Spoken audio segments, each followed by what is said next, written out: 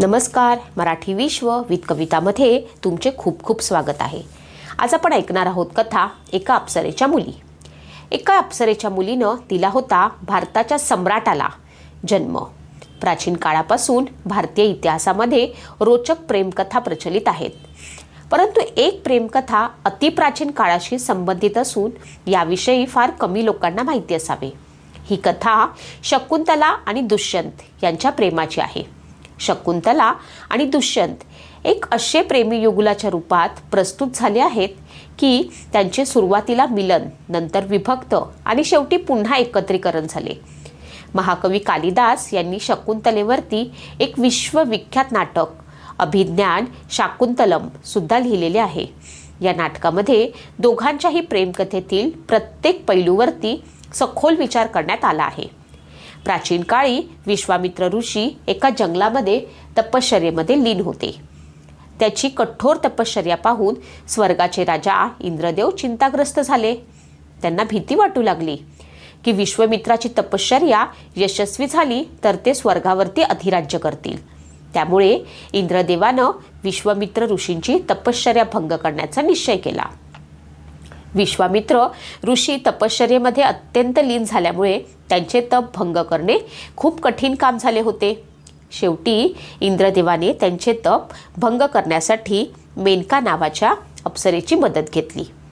अत्यंत सुंदर मधुर आवाज आणि बहारदार नृत्य करणाऱ्या मेनका अप्सरेच्या सौंदर्याकडे आजपर्यंत कुणीही दुर्लक्ष करू शकले नव्हते.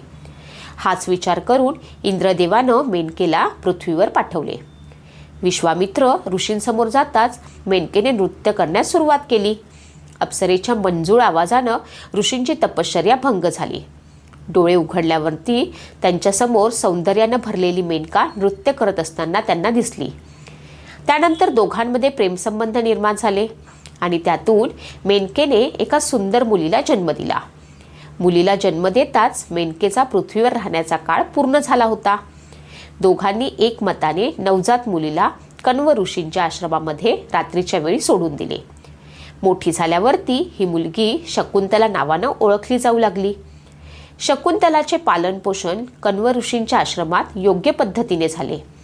आता शकुंतला यौवनावस्थेमध्ये आली होती. ती दिसायला खूपच सुंदर होती.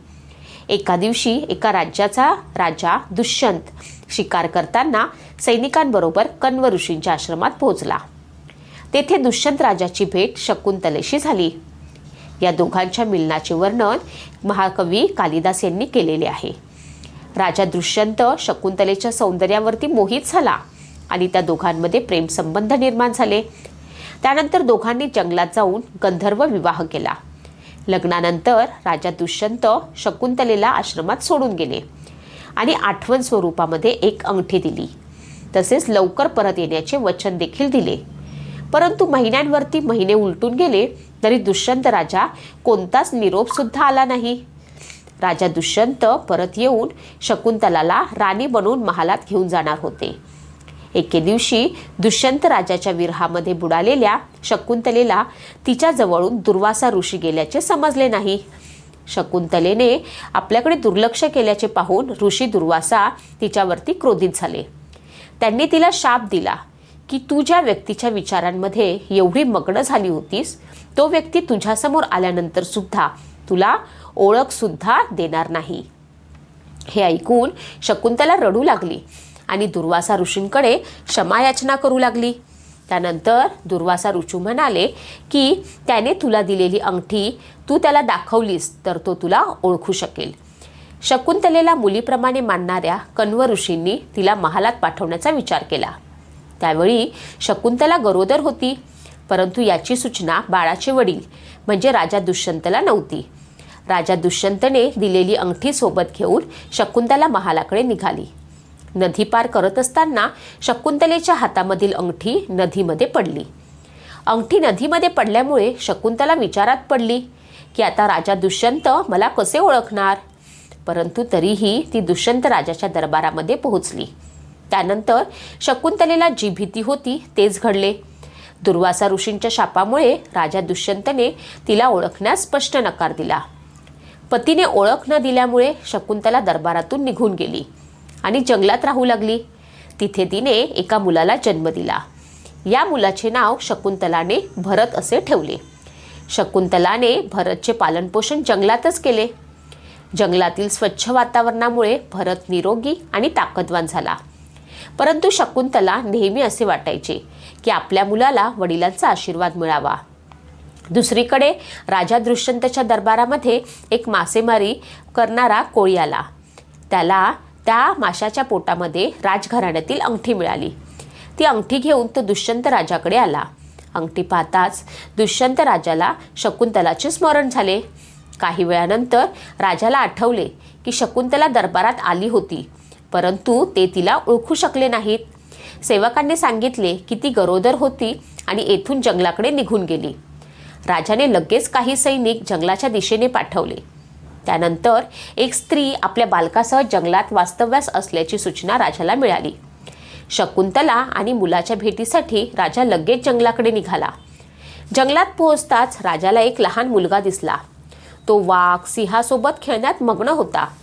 हे दृश्य पाहून राजा दुष्यंत चकित झाला व त्याने मुलाला उचलून घेतले. एका अनोळखी मनुष्याने आपल्याला उचललेले पाहून मुलगा घाबरून आई आई म्हणत ओरडू लागला. भरतचा आवाज ऐकून शकुंतला झोपडीतून बाहेर आली.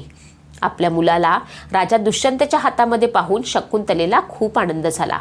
अशा प्रकारे राजा दुष्यंत आणि शकुंतलेचे पुन्हा एकदा मिलन झाले. त्यानंतर राजा दुष्यंत पत्नी आणि आपल्या मुलाला घेऊन महालामध्ये गेले. त्यांनी आपल्या मुलाला सर्व प्रकारचे शिक्षण दिले.